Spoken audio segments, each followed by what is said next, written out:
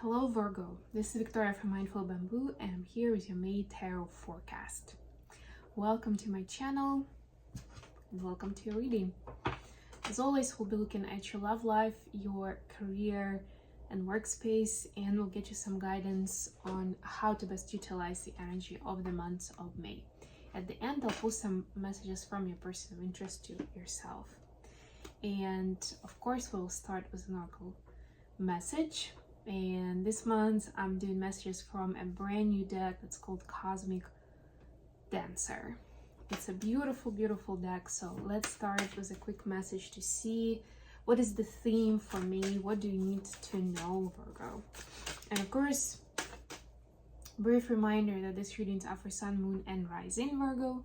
So if you're checking this for your sun sign, please check out videos for your other placements as well. And if you enjoy what I'm doing, please support me by liking this message. And there are other ways to collaborate, to contribute, and to get more content from me in the description box. You actually got, wow, 3 messages. They're all kind of like were stuck together, so I'm gonna take them all. One is play. One other sign already got this message, I think. Create sacred space and summon the rain. Wow.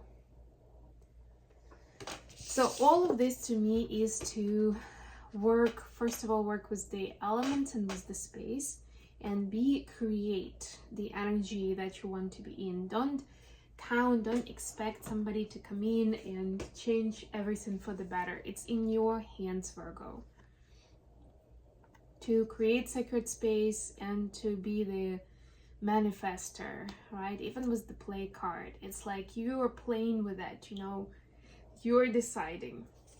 It doesn't need to be hard work. It can actually look like a play, but it is important for you to set clear intentions into what you're trying to build, what you want to bring into your life, and you know, create that sacred space where it can happen. And what I'm hearing with that message is create that vibration, right? So very important to keep high vibration, to keep that playful energy, and to be open-hearted through all of this. And actually have open heart, crown chakra with this card here. Let's see what we have for Virgos. So great things are possible for you if you do create this space. For some of you, I'm hearing also creating space could be decluttering at home, you know, doing some kind of spring cleaning, maybe second edition if you've already done your first, because a lot of people do that in March, right? But this is like a new phase of it, and you'll literally be able to create space.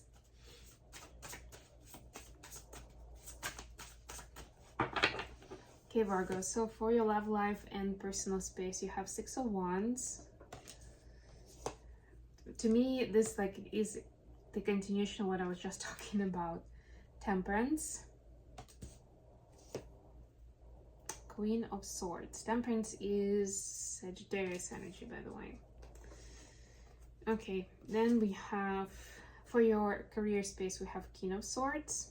So now we have King and Queen of Swords.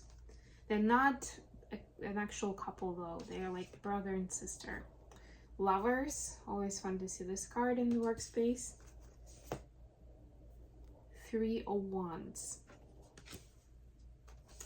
And then the wish, the guidance is 3 of Cups. That's that play card, by the way. 4 of Swords. This is about creating sacred space.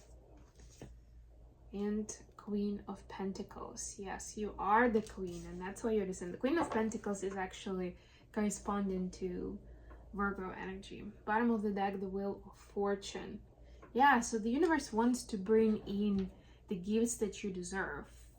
But it's like the energy needs to match, you know, otherwise there will be this balance and you lose that abundance of those opportunities, or even if it's a new relationship and a person coming in, you lose that opportunity quickly if you're not matching the vibration. That's why we're talking about it. So let's take a closer look now. With the signs, so we had Sag, we had Gemini, and the Wheel of Fortune is technically Sagittarius as well. Okay. So, like I was saying, this part is actually about you creating. You know, it's me, myself, and I.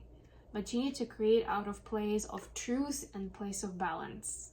And that's why we also saw that sacred space and play energy. You know, so you're not feeling needy. You don't feel like you're running out of time, or, you know, there is some kind of necessity. No, you are manifesting what you feel, what your heart and soul are telling you is making you happy. You know, what is joyful, what is playful, what are you curious about, right? You're inviting those kind of energies. And more than anything, it's about peace and balance. The Temperance here is helping find that balance. If you feel like you've got too many things on your plate, it's time to downsize and create space literally in your schedule, in your energy. Book some time in your calendar where it's like a focus time, you can call it, if it's around work, or just me time, you know, where you wouldn't be planning specific activities, and then in the moment you can decide what to do, and that should be there on a regular basis. I was talking about it in my last podcast episode about the sweetness of doing nothing, dolce far niente, right? So you can watch that episode. There is a playlist on this channel. You can watch it and see for yourself, basically, get some inspiration on how you can create this space, and how you create, first and foremost, space for play, space for observation, where you're not in a rush, where you're not multitasking, and you can give your full attention to that energy. We don't usually prioritize those kind of tasks, right? But it is important. And if right now you don't know exactly what you're going to be doing, then just book that time of when you are doing nothing and you'll see so many things will come up. For your workspace, you have King of Swords, you have the Lovers, and you have Three of Wands. Another 3, by the way. So this is where you're waiting for your ships to come in, but it's not like I'm sitting and doing nothing. This is, again, you're in the high vibe energy. You know your strategy. You're clear about it. Again, what are you building and why? What kind of customers are you looking for if you're an entrepreneur? If you are climbing the career ladder, what is your next goal? You know, usually in big companies, they have you kind of fill out your vision, and then you can work with your manager and like the goals for next year or something like that. Maybe for you, it's for a quarter. But be very clear on that. Remind yourself, why are you here? What are you trying to create? Where are you going? What is that next milestone, right? And that will make things so much more obvious, where you don't need to sweat it, right? You just move with the energy of love, where you are considering everyone involved, but first and foremost, it's about showing with that love energy for yourself. So as you can imagine, it doesn't mean being a workaholic, burning yourself out, or, you know, being dishonest. I mean, I know that sometimes there is company politics, for example, that you just can't avoid, right? But there should be some kind of, you can draw a line where you're like not going beyond it ever, right? Or if there is an uncomfortable situation that you feel like you can talk about it, at least you can explain, you know, you can put it on the table and then decide with other people involved what to do about it, right? So it's like exercising that high integrity flow, right? And you don't necessarily need to think 100 steps ahead. The universe is helping you with that. But creating sacred space will mean, again, aligning with the high vibrational energy. And then the advice, Three of Cups, is that play card Four of Swords is creating sacred space, and start by healing your heart and also cleansing your space, literally, right? And then we have, and this to me is, what was that other card? Summon the rain. Yeah. This is in regards to that, where it's like you have the resources needed to create what you want, right? It's up to you now to do your magic and actually create it. For some of you, this could also be a calling to upgrade or to improve your living space. And I already mentioned decluttering, but it could be something else. It could be redecorating. It could be, I don't know, moving some furniture around, or maybe completely renovating part of your house or a room or whatever it is, right? So think about it. Maybe you want to bring in some new decor, or you want to do aromatherapy, or whatever it is, maybe some feng shui principles and symbols, you know, to optimize your space. But this is, somebody needs to hear it for sure. If it's yours, you would know it. Okay, last but not least, let's get a message for Virgo from their person of interest.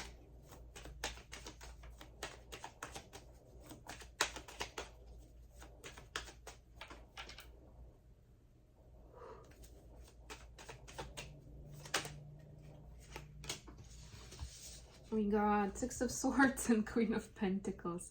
Yes, so your person definitely knows that you are the Queen of Pentacles. You know, that you have that magical power to summon the resources and work your magic so it creates, you know, the great living space, so that the energy is great, the meals are cooked, I don't know, the bed is cozy, whatever applies, you know, in your situation specifically. But like more than anything, it's like this nurturing, welcoming energy.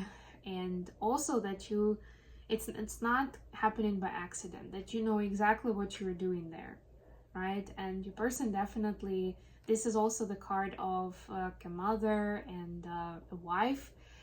Doesn't mean necessarily that it's for just for females, but anyway, it's like a spouse card, you know, but in that sense.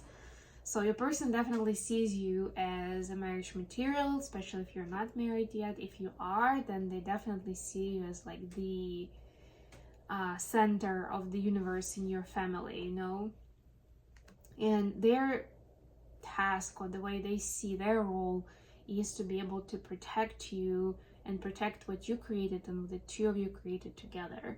So this is where they feel like they can step in and do their part, and that's what they're trying to do, doing their best.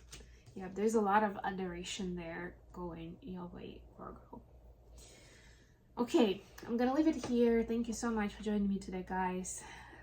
Please don't forget to like the video and subscribe to my channel. And until next time,